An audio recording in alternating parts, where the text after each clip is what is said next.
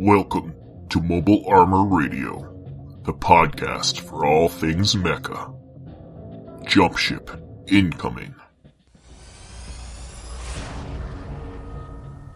Welcome to Mobile Armor Radio, episode 77. My name's Rob.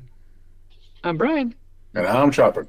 We're bringing you everything Mecha related in this funny little show. This monthly paradise of mech. I don't know. I don't know where it was going with that. Quaint little giant robots, you know. We're available on YouTube, where you're seeing us currently, but we also have Facebook. Come there. It's visit. Come visit. That's where all the fun stuff Come visit. Be our friend. Yeah. I don't know if there's anything else to say. This is going to be a Brian beginning, because I have nothing really to say at the beginning here. You don't? Sometimes it's okay to just move, keep the ship moving. We're going to keep moving on, I guess. Yeah. If you have anything to say, comment below. It's our show. We're going to go into the dropship. Maybe some of us have been working on stuff. We'll be back. Dropship landing. Welcome to the Dropship. We're here to talk about what we've been working on. Hopefully somebody has been working on something. It's been a slow... October's busy for me because there's a lot of ghosty things going on. It's been slow for me because anniversary things and work. Yeah. It's there's a lot of things going on right now. Brian, what have you been doing? Please tell me you've been doing something. So, I have trouble remembering when I talk about certain topics, so I don't know if I've already mentioned that I painted up my Halo Flashpoint minis in preparation for doing some demos of Mantic's new game coming out. And it's 2 sets of 4 Spartans in different loadouts and stuff, and I've painted them all up to be red versus blue in the classic Rooster Teeth fashion. The actual colors from all the different characters in the show, not just red and blue. Yes, exactly. So that was a fun time and project to work on, and it's like I think it landed like in the tail end of last month, and that's why I can't remember if I talked about it. But I also have been kind of on that vein of then taking a look at, you know, the Halo battle maps and multiplayer maps that I remember playing and enjoying when I was playing the multiplayer side of things, and trying to see what I can do to translate that into like a game board where you're on an 8x8 grid. And I've come up with one set that's using Mantic's official terrain and everything to basically set up a small little fire base, and I have just enough pieces to make 2 nice. So that I can make my own little box canyon where the 2 teams will duke it out. So that was a fun little project that I've been kind of working towards. I officially like glued everything together for my first kind of test run on it, and I'm liking how it looks so far. So now I gotta get some of these last nice days outside and get it primed up before winter snow starts flowing. So that was the big thing is getting ready to do some Halo demos. So but in a way that is technically hobby time in a sci-fi setting. Good enough, yeah. And there are giant mechs. What they need in Halo, or for the Mantic game of Halo, is more of the alien ruin stuff, like in the original game, like some of those more organic shapes and stuff. That'd be interesting. Yeah. I've been seeing a lot of really cool 3D or that temple one. That temple one that had the jump. You jumped across. Energy sword. Yeah, internal stuff. Yeah. There's a lot of option, like a lot of potential, I should say. So hopefully I found a couple 3D ones that I want to print off, but I'm trying to figure out the right scale for them because the size of things is really important and integral to the mechanics of Yeah, you want to fit in those 3x3 Halo grids. Flashpoint. Yeah, you have to get it fit in those 3x3 grids. Otherwise, it's a lot of guesswork, which is fine for home games, but for anything official, it's harder. Yeah. So Yeah. yeah, that's been it for me. Fun. Pat, have you been doing anything? Not really. I've been busy with work. It's my wedding anniversary this month, so we've been working some days to get the days off. So, How about as much as I like to say, I would like to work some things, but does this what we got in the mail fall into this category or next? I would have put it in ComStar, but you can up to you, man. We'll You're wait not for actually ComStar. working on it. Yeah. I want to know: is your wrist feeling better? Is it recovered from your surgery? That's the Yes, question. it's still. I mean, I still got to do a lot of. I still this finger is straightening out better now, but it still hurts. But you can hold a paintbrush now. yeah, I mean, the numbness is at a very minimum now, and That's good. this is still numb occasionally, but I get that. And I don't have carpal tunnel. you might. That might be why you have it. Yeah, that's right. We probably all do in somewhat. Anybody who uses a computer probably has it a little bit, but Oh, I would Probably. guarantee you a little bit, because especially if you have your keyboards in such a weird angle. But man, yeah, my wrist is getting better. I still have strength issues, but that's neither here nor there. That shouldn't stop me from painting. But as it gets colder, though, I'm getting ready to paint. So I've really been working on getting the hobby room reorganized. yeah, I want to actually paint something this year. So Yeah, no, we're gonna get it, and we'll probably start doing some more hobby time again. Yeah. We'll go back to that.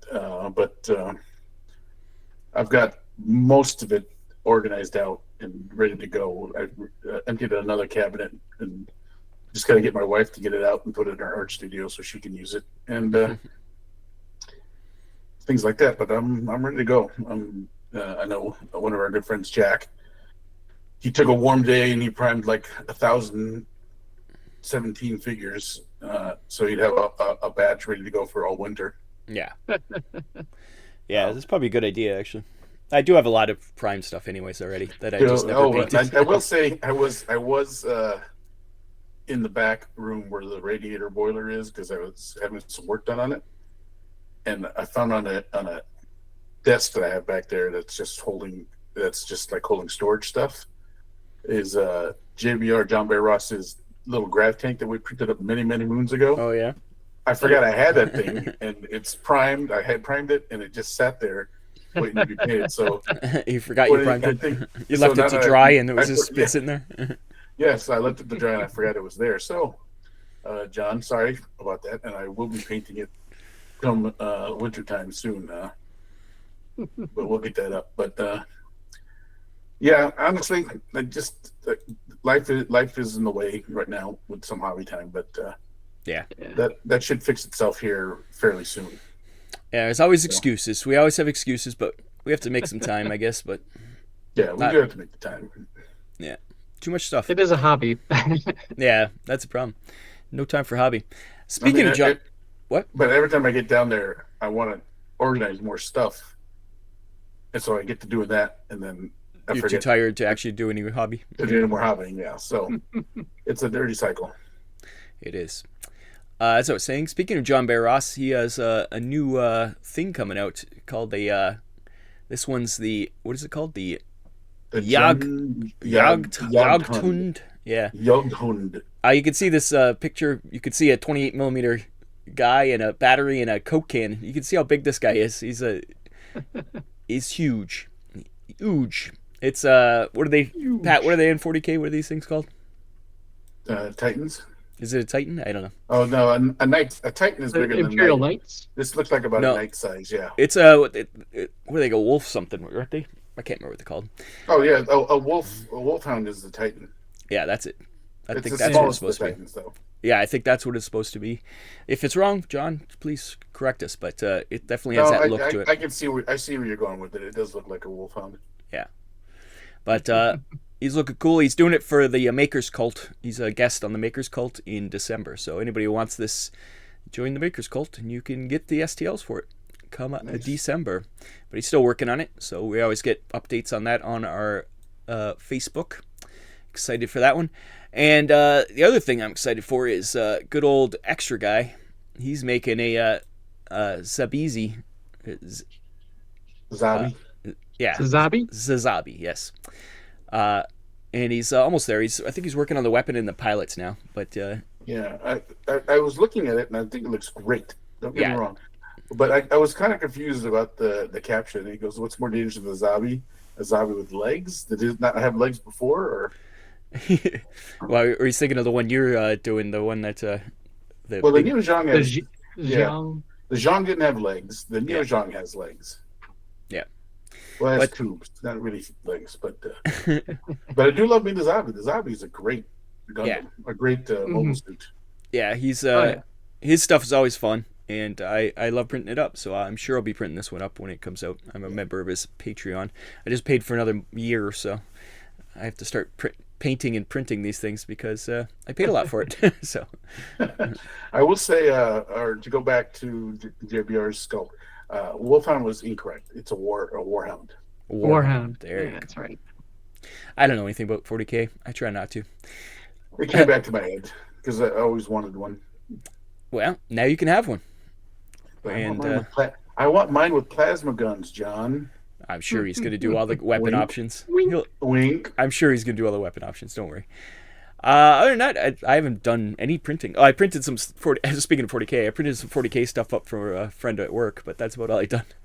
So yeah, I haven't really done anything for myself. I talked about my girls last time, I believe.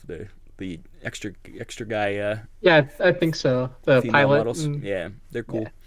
Like his pilots, he always does, because he does two different scales. He'll do like 32 millimeter, and then he does 100 millimeter. So they look awesome as just statues. So that's something I was really excited to paint up. Actually, try to paint up some actual female statues. That'd be Oh, fun. you know, that you were. This is coming up in ComStar, so never mind. Scratch what I was going to say. ComStar is where we talk about other things. I always just talk about this stuff in here because it's stuff I'm potentially working on in the future. So, and I had nothing else to talk about. Planning to hobby. I would definitely print both these things. Yeah, I excited about everything. So. Thing is, I do have a Zabi kit that needs to be built. Yeah, you already have model kit. And I don't have any Xeon. I'm not a big Xeon guy, so I don't think I have much of anything. What? No. Fucking clan lover and a I do have Xeon some. hater? I have some of the early stuff. Like I have some from like Gundam, original Gundam. I have some of those guys, but I don't have any of the newer stuff. I always forget the name of the mobile suit, Xeon mobile suit. Who were the three guys? You're talking about the Black The team- Tri-Stars? The Black Tri-Stars. What was the name of their mobile The suits? Dome. The Dome. that's DOM. it. I would love to get me some 3 Doms. Is it Dome or Dom? I think it's Dom. Probably Dom. Who knows? I would love It's to Japanese. I would love to get 3 Doms and paint them up as Black Tri-Stars. Do have a bunch of. I'm doing that with my I say my grunt bots. I say I would love to get 3 Dom kits to make them Black Tires, as like one kit of a Neo Zhang isn't hard enough for me to finish. maybe extra guy will do that. Could have next time. ambitions, right? Yeah. Extra guy every year. If you're part of his Patreon, every month he votes on what the next ones he does. Or so if someone you're or interested- someone print me up a 3-up would be easier to paint. Yeah, like not huge, just smaller. Yeah. Yeah. That's the way to go. Would you say SD? Just don't make his head giant. He'll be fine. Ugh. Don't get me started. Him and his SDs. We'll move on to ComStar. We have a lot to talk about in ComStar, I believe. So we'll move into there. How's that sound? Sounds good. Message from ComStar.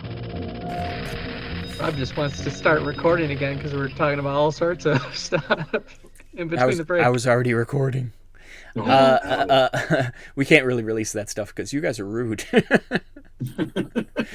Anyways, welcome to I'm not ComStar. No, Brian's not rude. It was Pat. Welcome to ComStar. What? The Canadians calling us rude. That's right. Compared to me, everybody's rude. Sorry. Sorry. Enough. We're playing ComStar. TV, movies, comic books, regular books, RPGs, video games, Let's go to Pat. Pat, you've been doing anything involved? I did. So I've been reading a couple new RPGs, are irrelevant to Mecha. But yeah, is there any mechs in Star Trek? I don't think so. No. Is there? But those who are curious, I've been reading the new second edition Star Trek Adventures. From Modiphius. That's neither here nor there. But then also what I'm reading, and I don't know why I started it, but I did. I started the first Dark Age book by Michael Stackpole, was a Ghost War, I think it is. Not my fan. As much as I love Michael Stackpole, these Dark Age books. It's because the Dark Age books, it's all like agromechs, and it's annoying. Yeah, it's rough, but I thought I'd give it a shot. I figured it gets better as you go, because they eventually make it through it. Yeah. As you go through them, they give up on trying to just be let's push the clicky tech. They eventually get into actual story, and it's actually really good. So, all right, and it's slightly disappointing to me because I love Michael Stackpole. Wow, he was right into a thing. He's trying to polish a turd, really. Yeah, exactly.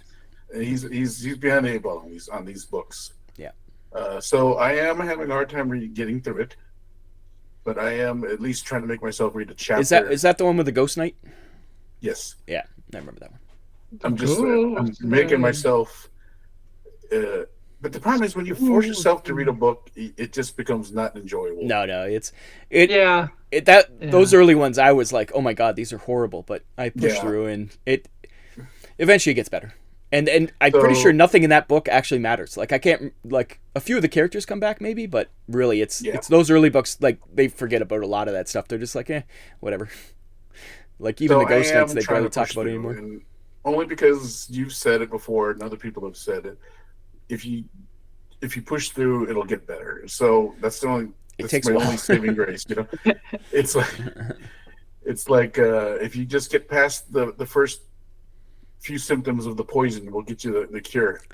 I wonder if there's a reading order that tells you the books to read and to skip other ones. Or do you just get numb to the poison? Yeah, that's kind of maybe what happened to me. I got kidnapped. When you get that syndrome when you're kidnapped, I think I got that one. Stockholm syndrome. Yeah, I do know that there's 30 novels for the Dark Age. I know because I looked into it a little bit, and I went 30 novels. I go, that's a lot of books for such a horrible era. Yeah. They pumped them out back then. There was all about the books back in the 90s or 2000s. And so I just went with the first one that was released, and I'm just following release dates because then usually, unless it's a series, and then I'll just read the series and then get to the next book after. I don't think there's that many series in that group. It's I'm not saying a lot of series. It's a lot of single books. Like a lot of it goes on to the next one. I'm finally getting through the end of it. I'm into the Il-Clan area now, and it's not as good as the original books anyways. Even the Il-Clan era is not as good. It doesn't feel the same as those original Battletech books. Maybe it's the nostalgia, but it also, I don't know. I've read also a lot of books. So. Yeah, I will say that when I was doing my research on these books, I was thinking about, all right, let's get a new book, because I finished that Shadowrun book by I forget his name. He's one of the guys that created writing the new rules for the Shadowrun. Friend of Brian's. Hardy? Yes, Hardy. Yeah, I can't remember his first name. God, I've met the guy so many times. I even played. Yeah.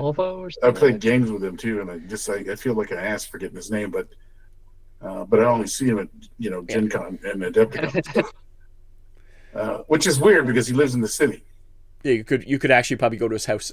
Yeah, we could actually have a barbecue one day. Yeah, and play Shadowrun. Not anymore because you don't remember his name. So that would be a good idea. Maybe I'll hit him up see if he wants to play. You think a Shadowrun game together? I do remember reading that after the demise of TASA, WizKids brought in Randall Bills and Michael Stackpole to resurrect the novel franchise. So, and Michael Stackpole, I haven't read any of Randall Bills yet, but Michael Stackpole has definitely got a steep hill to climb to fix this problem that they have. Yeah, it was just a bad idea. They kind of were like, we wanted back to the idea that mechs are rare, and so that their idea of how to make the mechs rare was just stupid. So yeah, it was to make farm machines. Jesus Christ. Yeah, that was the problem. Yeah, it's clicky tech. It was it's bad times all around. So Yeah. I would talk a little bit more stuff, but you have it coming up in the news, so I'm going to let it pass. wow, you can talk about the old thing you just received that both of us received. Oh, yeah. So we got the other day. How mysterious. I got a text from my wife saying, are we bleeping out cuss words? I forget. No. I don't think so, because I know I've cussed a couple times. I got a text from my wife while I was at work saying, "What the fuck did Rob just order?" And I went, "What do you mean?" She goes, "There's a huge ass box with his name on it at the house." And I went, "Oh." So I go, "Yeah." So Rob bought these things because it was cheaper to send to us than back to Canada. And it's what is it? The Voltron Anniversary reissues of reissue anniversary. Gotcha. So I would pick up the box, but I think we would not get a good picture. Oh yeah, I think I have a picture somewhere. Do I have that? Yeah, picture? I sent Rob a bunch of pics, but if I held it up, it would go all kind of wonky with the green screen. Yeah, it's the as a kid I had this, so I remember that's why I wanted to get it, because it was like, oh, this is real nostalgia, because it's the individual lions that form Voltron. You can get them together, and they originally came out at I think it was Walmart or Target. I think Target exclusive, and we looked for them and we couldn't find them, and they were selling them separately as each lion, and I guess you'd have to find all 5 lions. But Big Bad Toy Store had them on pre-order, so we ordered a couple sets. So me and Pat both have a set of the Voltron. I might keep it in lion form. I love the lions, so I'm not sure if I'm actually going to form Voltron with it. It's got 60 plus sounds involved. I read the box. Wow. The box is at least 2.5 feet long, about 1.5 feet tall, and about 6 inches thick. Yeah, I think they said the Voltron's like 16 inches or something when he's built. Yeah, it's ginormous. Yep. But I will be doing an unboxing maybe tomorrow, and we'll post. I'll send it to Rob to post up on the YouTubes, and everyone can take a look at it. Yeah, it's. I I'm wish- pretty sure it's next still. to it for scale. Yeah. I do wish they would release the vehicle version of Voltron. Oh, yeah. Like that. I would buy that in a heartbeat. There is some really expensive versions of it that you can buy, but this one I think was $100, which isn't horrible for big 6 or 5 big lions. So Yeah. but there is the vehicle Voltron one, and it's expensive.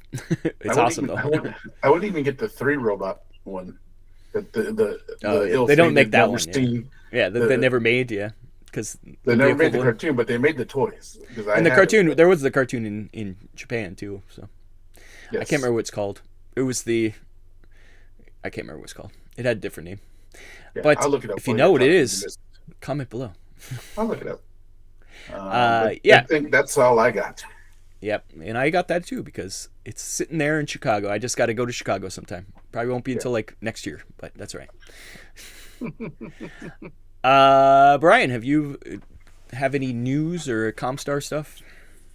Well, I will say my brother and I have finished playing through Halo 2 on Legendary together, which was an ordeal, to be sure. But we did it.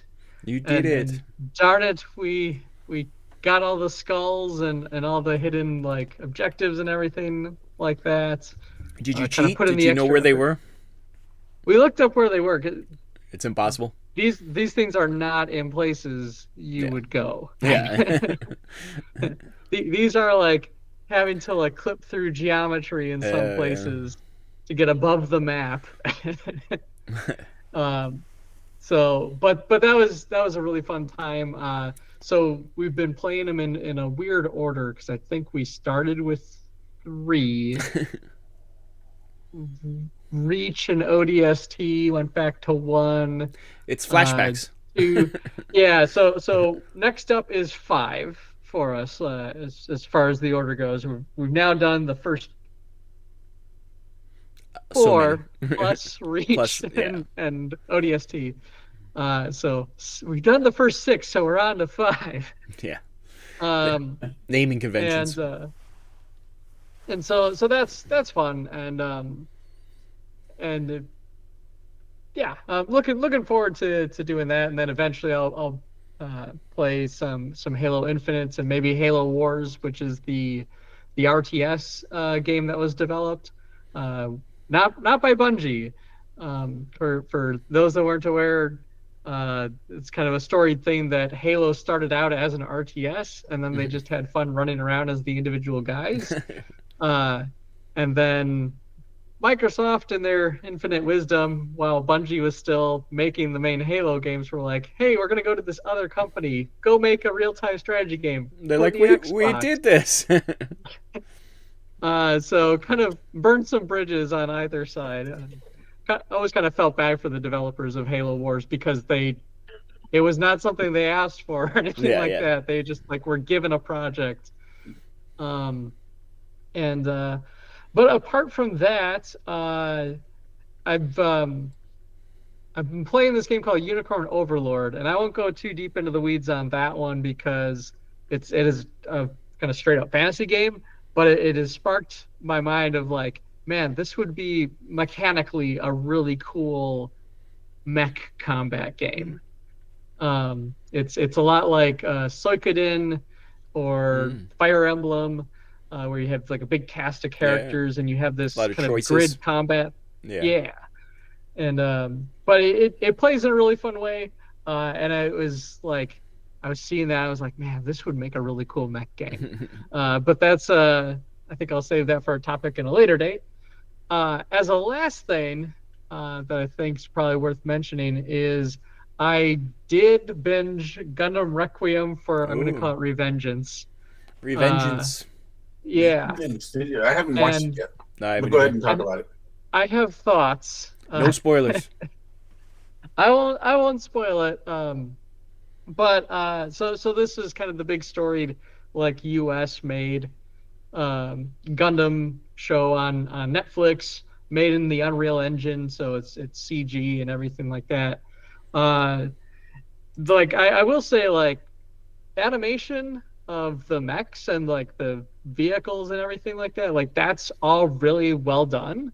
I like all the Zaku's and the Gundam really have a great weight to them. Like you really feel them stomping around, which is cool. The combat is pretty fun, if a little samey at times. Won't tell you how many times someone's standing over somebody else about to shoot, and then they're like, "Oh, I'm distracted." In 6 episodes, it happens like 12 times. Yeah. Like they just use the stock shots all the time. Yeah, it's a weird thing where, and I won't belabor this too much. I think I've expressed it in the past. Like, I think I would have liked the show more because it's got really corny and bad dialogue.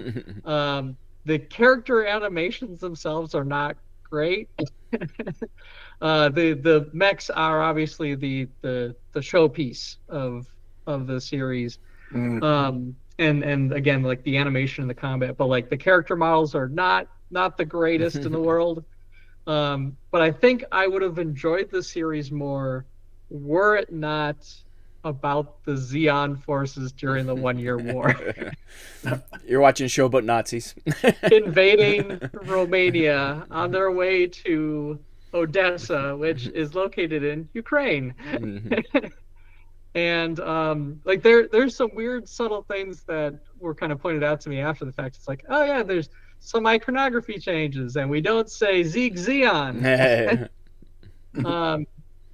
And just some weirdness, and unfortunately, like that really pulled at me the most of the show, where I just I couldn't help but feel like you want me to feel bad and melancholic for these Zeon troops as they're kind of making their way across country, but I'm like, but I know they're invading. Yeah, that's right. I know what their destination is. I know they're the oppressors in this situation. Right. They're not the good guys. That's right. Like, we are the baddies. Yeah, that's right. And it's kind of unfortunate, right? Because if they chose like a later time where it could have it's just at that point in the story, it's so obvious they're the bad guys.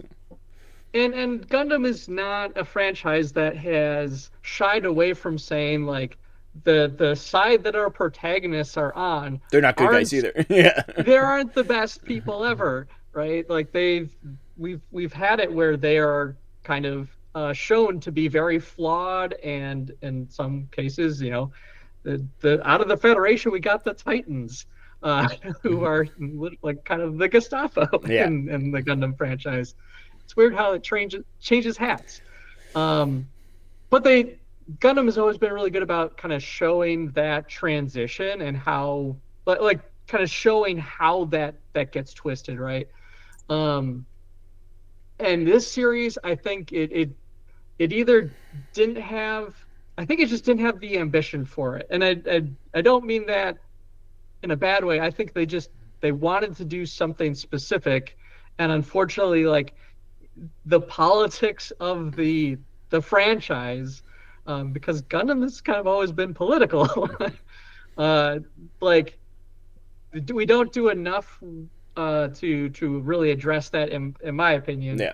Because you can really follow like heroes on that side or whatever that or against it, or but they kind of half-heartedly try to have a conversation about like they didn't go far enough. Right side and stuff like that, and that's what Gundam's always been good at, is having their heroes be like realizing that they're not the maybe they're not doing the right thing kind of thing. Yeah, and it doesn't care to spend that much time or energy on that topic. Yeah, I wonder if it's because it isn't from the Japanese perspective. There is a strong possibility. They have that built in, right? Like, they have the history of being on the wrong side, so they have the guilt and everything built in. I think that might actually influence how they're written, right? Yeah, and so like, I will say it's in parts like it has the kind of ultra violence of like the opening scenes of Saving Private Ryan, and then you have like these plucky little scenes of like them sitting around a campfire like literally afterwards, and it's like man, well, those war crimes. Boy, howdy. The English dub was a little disappointed. It's got some really rough parts. Unfortunately, some in the dialogue in general is just kind of oof. But like I said, I won't belabor too much of it. I have thoughts that are spoilerific, so I won't delve into that.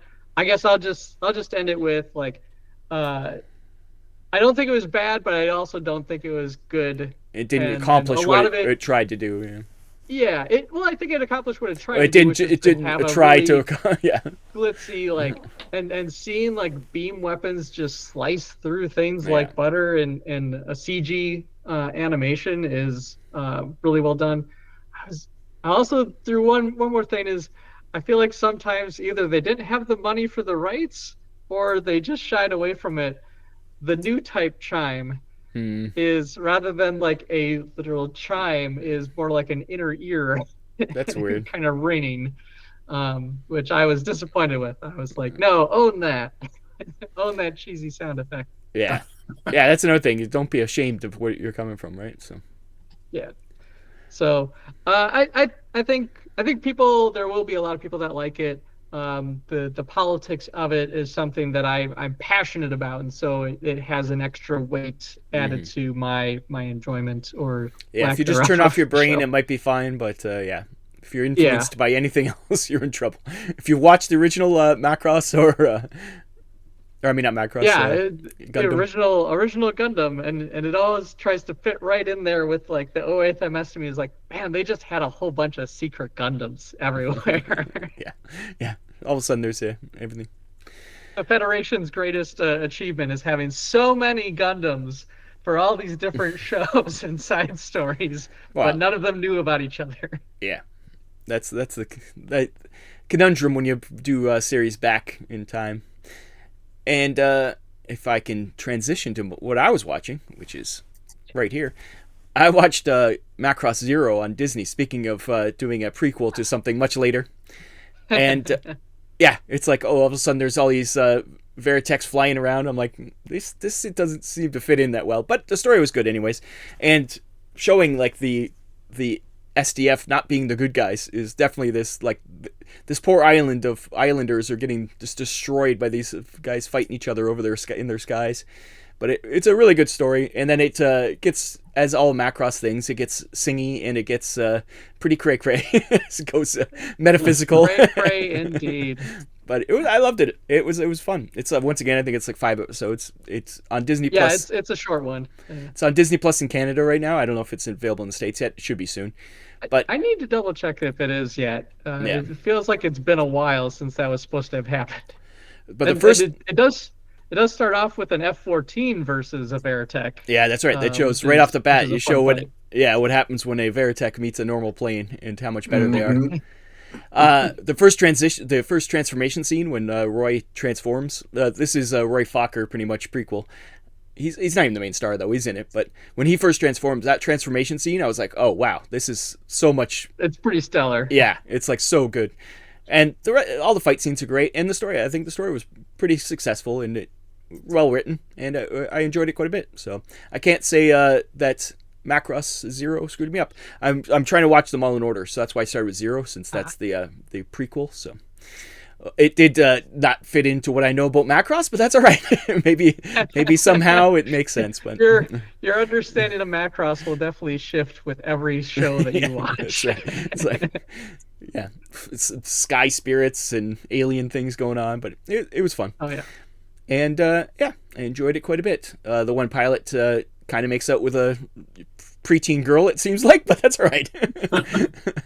Maybe not preteen. She's young, but probably not preteen. But he ends up with her sister. It's all good.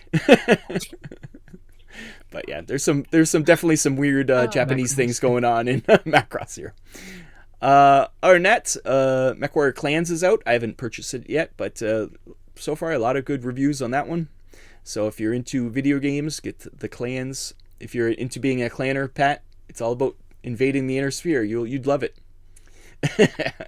And you're playing the worst clan too. I think you're playing Smoke Jaguar too. So.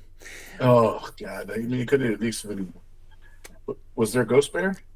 Ghost Bear was one of the first ones to go. Was the first ones to get it was crushed, right? No, Ghost Bear went in Rasselhag, and they were kind of responsible for the clans losing, really, because they allowed a girl to ram her ship into the Ilkon, and killed him.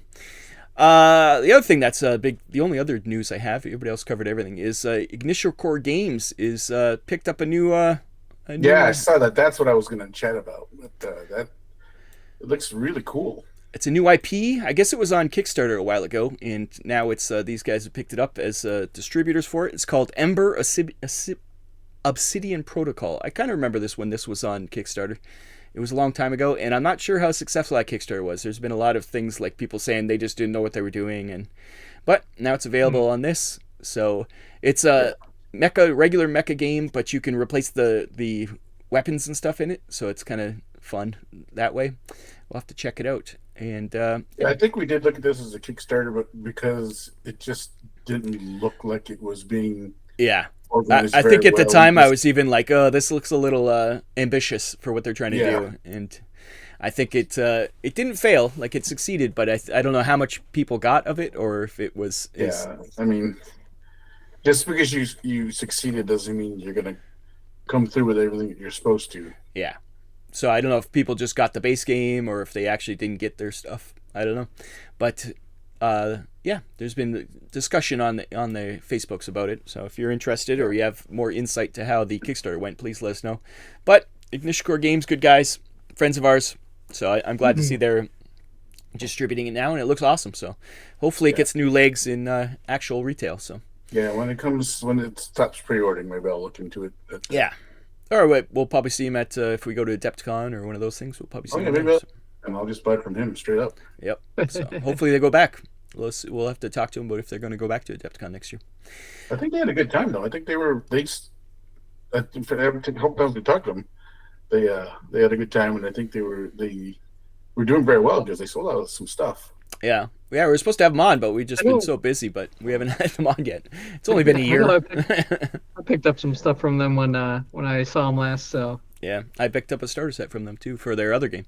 So good guys, and they seem to know how to do small like production runs of things. Like they're not a big company. They're like literally one guy and they work, art guy. They work in their zone. They know how to maximize their zone. Yeah, they're not trying to be bigger than they are. They're just doing what they're doing. So I think that's and now this seems like a big step for them to be distributing somebody else's games. So that's kind of fun. And I do love their products, and their stuff is amazing. Like just what we've got from them is such good quality that I'm very happy with. It's good, and they're fun to paint. Yeah, even if they are a bit cheapy.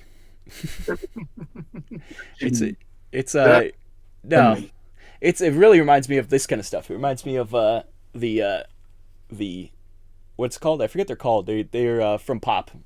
They're like the other version of Pops, and it's not chibi, but their heads are bigger. It's just weird. I like the style. It's not super deformed. It's just like normal bodies with big heads. It's slightly different. Yeah. So.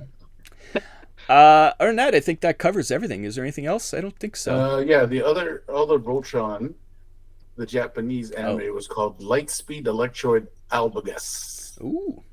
And the American version was supposed to be called Voltron Gladiator Force. Yeah. It never happened because Vehicle Force was... I don't know. I think it was just too expensive. And they just Vehicle Force was lukewarm. And they went back to the ones that were popular. Because the lines were popular. I forget what the Vehicle Force or I only remember it as Armored Fleet Daewooger. Yeah, that's the original. They was not horrible, but not the smash hit they wanted to be. So then they said no more on the Lightspeed Electroid Albagus. Nay on the lights. Yeah, they were just like let's actually just keep it the Lions because that's what people like.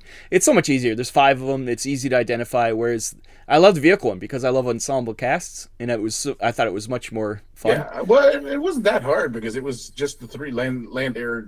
Yeah, but there was 15 water. guys. There was 15 people on the team instead of 5. So that was the thing. I think it was more the personalities. You get to know Lunk and those guys, but and the whiny princess. And the princess, yes. And what was the ambiguously gendered little kid? Oh yeah, I forget what it was called because Pidge, because they also had one in G-Force. Yeah, that's right. It was like the thing to do. Yeah, that's right. And his name was Kiap. Yeah, that's right. It was like here's a bunch of adults plus a little kid. Yeah, boy or girl, you decide. But the Netflix Voltron was awesome. So go for that. I did like the Netflix remake. So much more in depth. Gave everybody a little more character. Those 80s cartoons, they were great, but they definitely didn't give anybody character. No. That was the 80s way. You were there for action. And it didn't matter what order you watched them in, mostly. They were like, okay, it all works out. Other than Robotech. That's why Robotech was so good, because you had to watch them in order. But enough of that. Let's get out of the ComStar. We'll go to the MechBay Hanger to have a nice discussion. Let's do it. Do it. Now entering the MechBay Hanger. Welcome back to the MechBay Hanger. We're here to discuss some stuff. And it's been a while, I think we talked about this, but real life mecha. It seems in the last year and a half, it's gotten real big that actual mecha have been being built in the world. And we'd like to discuss. They're coming to life. We'll discuss this. Before people always were like, well, still is, what's the point? But there's definitely that question. I mean, I don't know if it's what the point, but I don't know if the functionality for these things is there yet. It's getting there, though. But we'll talk about a bunch of real-life mecha, but I want to really start with saying with the difference in robot technology lately has gotten crazy. Like watching from Boston Dynamics, those guys, but then the Tesla robots, like those things are crazy. Like the way they move. Confused with robotechnology. Yeah, not robotechnology. As the narrator will tell you. But I want to show a video of these Tesla robots actually moving. It's crazy how their hands and stuff, the way they move. It's so realistic that it's creepy. And it's so creepy that the iRobot movie franchise is suing them because they're like, you copied our design. Oh, really? I didn't Yeah. know that. Yeah, it's pretty crazy. Like, and well, so is Blade Runner suing Tesla because they use some of their stuff in that video. They use some of their. They're like, that's directly from our movie. But yeah, these robots are getting crazy. Plus, just in the past month or so, the ChatGPT 4 in 5-minute conversations was identified as human 54% of the time, so it broke the Turing test. So even AI is getting to the point where it's hard to identify it between humans. So you get robots plus AI. We need giant robots. We need giant mecha to fight them. I think that's why where it's coming from. We better these two guys that I've been following better get their shit together. Yeah. Yeah, there's been a bunch. One of the first ones is called Method 2. It's a 4-meter tall, $166 million Korean robot. Let's see if I have video of that too. But this Method 2, it looks pretty cool. It could walk and everything. It was tethered to the ceiling so it didn't fall over. But seeing these robots walk, the robots walk, they're getting that balance thing down pretty good now. Like the gyros and stuff in them are pretty impressive. That I think pretty soon it's going to be that these guys will be able to walk. A lot of the other robots they're on wheels or they're not actually walking mechs. Like this is one of the first ones that can actually walk. So Method 2. And yeah, Pat, you said that you were following one. Which one's the one you were following? The one that you don't have listed is another Japanese one. It was labeled the Japanese robot suit that looks straight out of Armored Core, and that's called the Kogoro Kurata. Oh yeah, that was an old one too. That's like 2017. That one came out.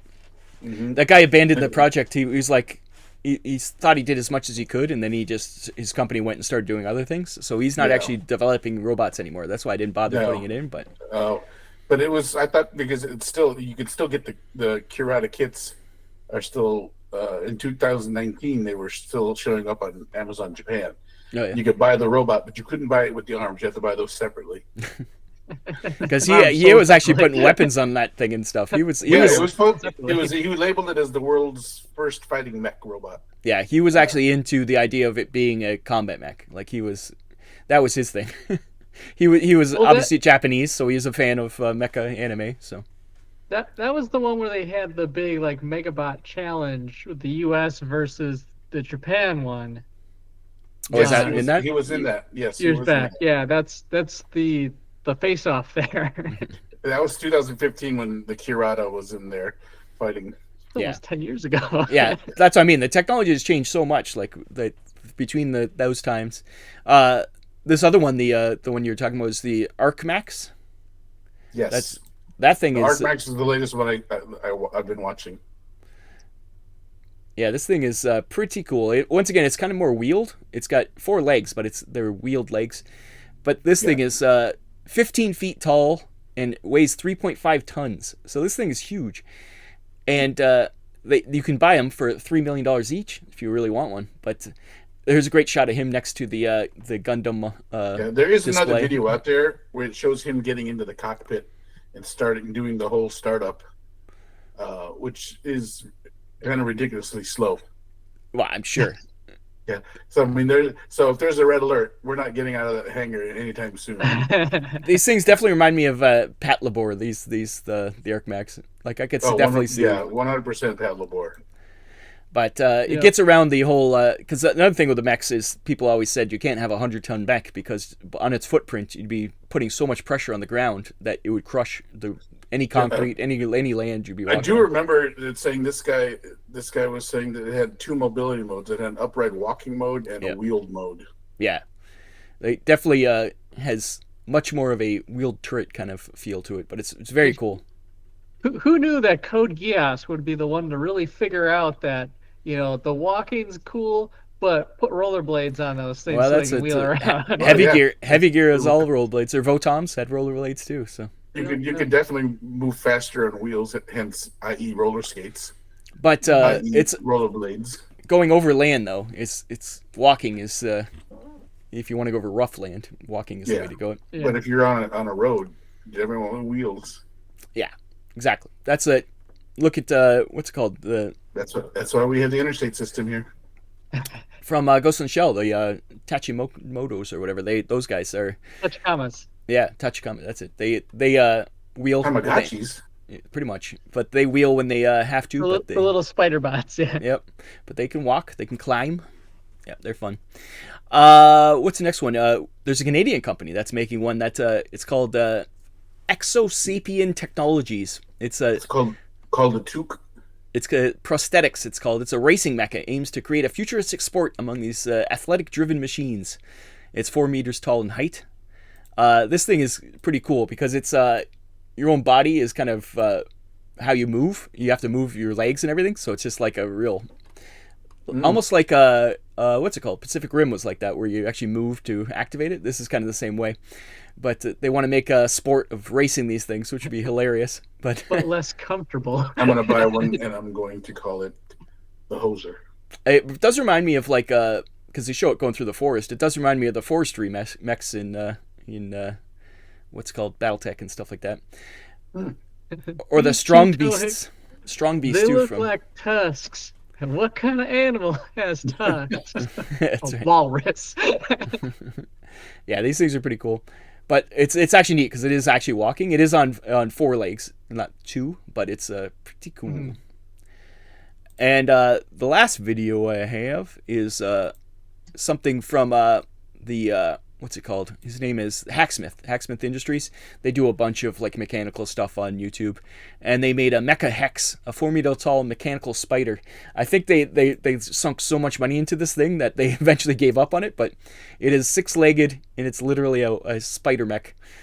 It's pretty cool, but they yeah, there's a lot of issues with it because it's a lot of technology to try to make these things walk in tandem and make their legs work the way they should. Oh yeah, I mean, every year someone puts out a new video or walking mech and they're moving faster. They're getting it's just a matter of time. Well, that's why I wanted to mention it because of all those like Boston Dynamics, they're making robots like non-piloting robots, but you just scale them up. What's the difference, right? Like that's my point. Eventually, like they say, the weight gets too heavy and it doesn't work right. But yeah, you could have powered suits like so easily. Like it's just they don't not bothering because it's like a drone. I think we'll see powered suits before we see a mech. Yeah, for sure. But I think it's also the drone mentality of the world now. Why would you put a human in it when you could just have it remotely controlled? Like that's really the future of it is probably. And the danger of it is AI controlled mechs. Yeah, right. or so it would be if we get to the point where, because remote controlled means that there can be interference, and so like anti-radio technology. I think it's ECMs the whole Mexican arms radios. race, like in the Gundam franchise, right? We had we needed to take out long-range missiles and attacking everything. So suddenly there's the Minovsky particles, and they're just flooding everywhere, and they just interrupt long-range things. So you have to get up close. That's why they explain that. That's how they explain needing pilots and everything. Yeah.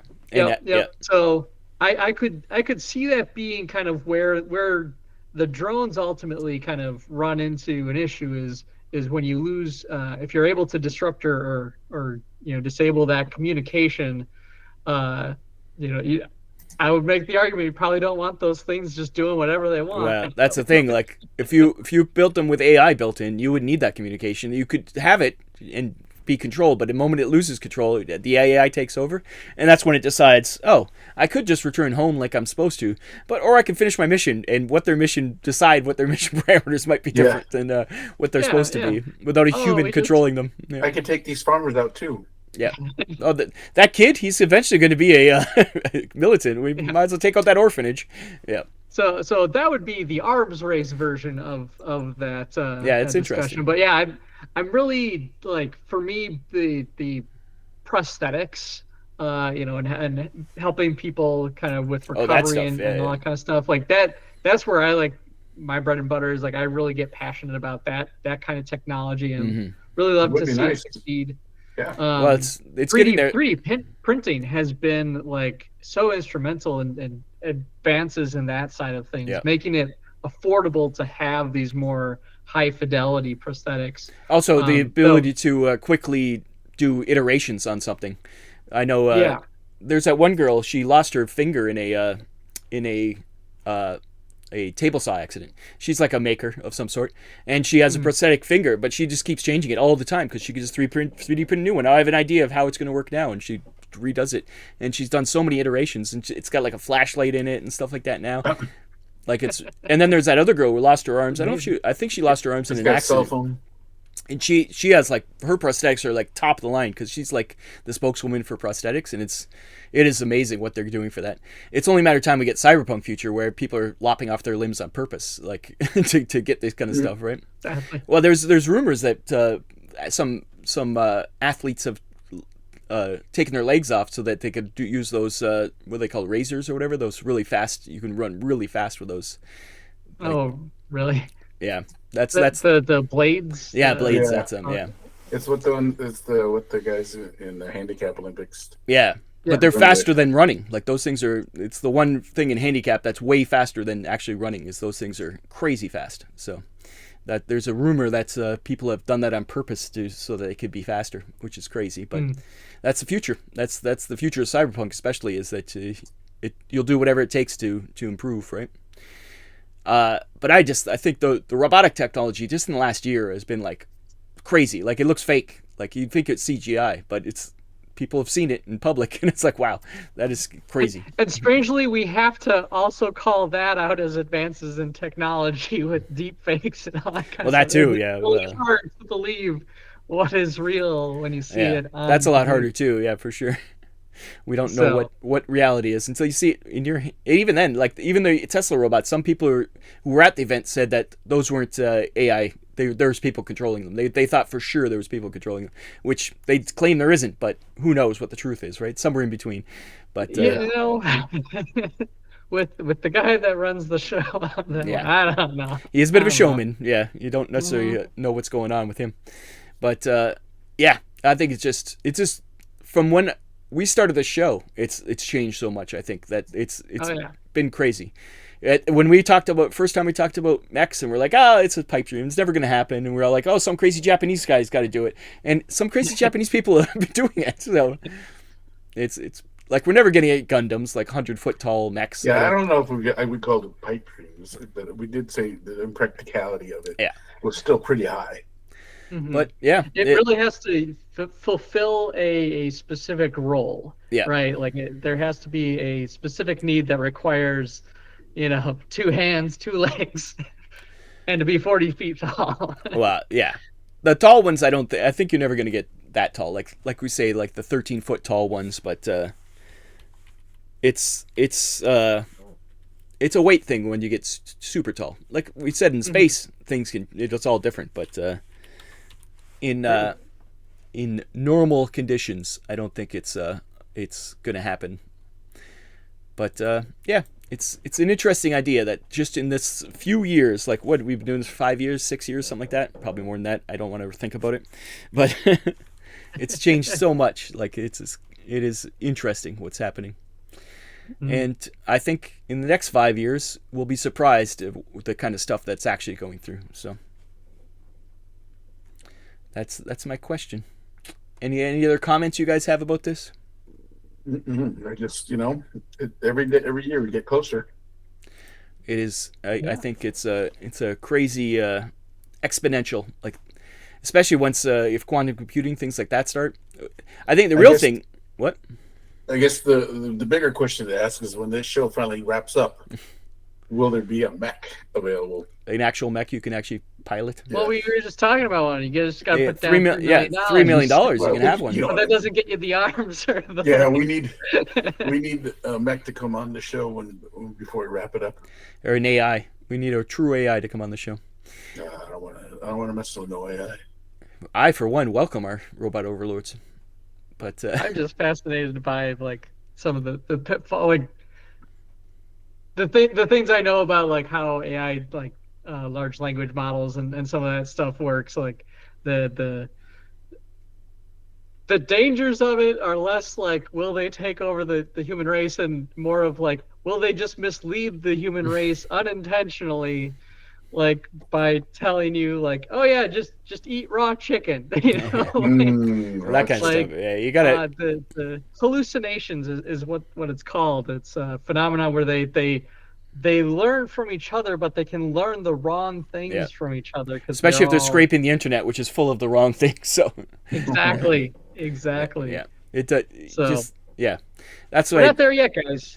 Well, the thing is, they got to learn to identify that kind of stuff, right? Like that's when the true AI will be. I think when they can identify, oh, this is not real. This is like for them to actually know that more than us. Like, people don't know that, let alone them, right? Like that's my always point about AI is people are like, oh, AI are so stupid. Yeah, but people are stupid. So Yeah. it's Computers are stupid. everything's stupid. Like if you rely on humans to tell you what to do, you're in trouble too. So yeah, I think it's the same difference. There's no difference between an AI and a human because in the end, humans make a lot of mistakes and eat raw chicken and eat Tide Pods and do things like that. So anything for views, man. We'll eat Tide Pods too if you watch our show more. But yeah, that was a nice little. Pat loves Tide Pods. We only got Tide Pods that day because that was on sale at Costco. I won't do it because they say all my generation does it, and none of us did it. See, Millennials, false. we're not the ones eating Tide Pods. That's right. It was probably someone said that, and then the next generation were like, "Yeah, we're gonna do it too." And then the AI bots just said, "Oh yeah, that's what it was." It's true. Yeah, yeah. Well, we're in the. I always say we're in the post-information age. It's gone beyond the information age. We're in the Post Malone age. Post Malone. On that note, maybe we should get out of here. It was a nice conversation, but we've gone off topic now by talking about Post Malone. There we go. We'll get into the ExFil and finish the show up. How's it sound? Let's do it. Let's ExFil out of here. Welcome to the ExFil. We're going to finish this show up. If you have any comments about any of the things we discussed, please comment below on the YouTubes, or you can also comment on our Facebook. We like the discussions. There's been a lot of discussions going on there. It's always fun. We post a lot of things about what's coming out. It's good times, I would say. We also have Twitter, but that's less good times. Yeah, Twitter's never a good time. No, it's never a good time. Ever. I don't mind because I do follow a lot of people there, but mostly we don't discuss anything. But I stay away from Twitter. Twitter is what you put into it. That's what I say.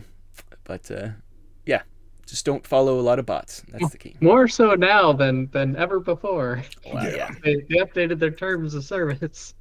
Well, there's a whole issue with that too, but they all suck. Social media sucks in general, but you try to find your group and stick with them, and that's why I think our Mobile Armor Radio on Facebook's terrible, but you just go to that group, just stay there, don't go anywhere else, you'll be fine.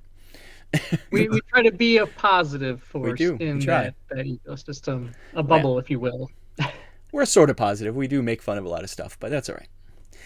Other than that, please join us next month for another exciting episode of Mobile Armor Radio. Until then, I've been Rob. I've been Brian. And I've been Chopper. We'll be back, as Arnold once said. I'll be back. And we didn't talk about that new Terminator anime at all. No, Granted, I haven't seen it. I haven't seen it either, so. I didn't even know there was one. Once we see it, we'll talk about it. All right. Until then, bye-bye. Bye-bye. Sayonara.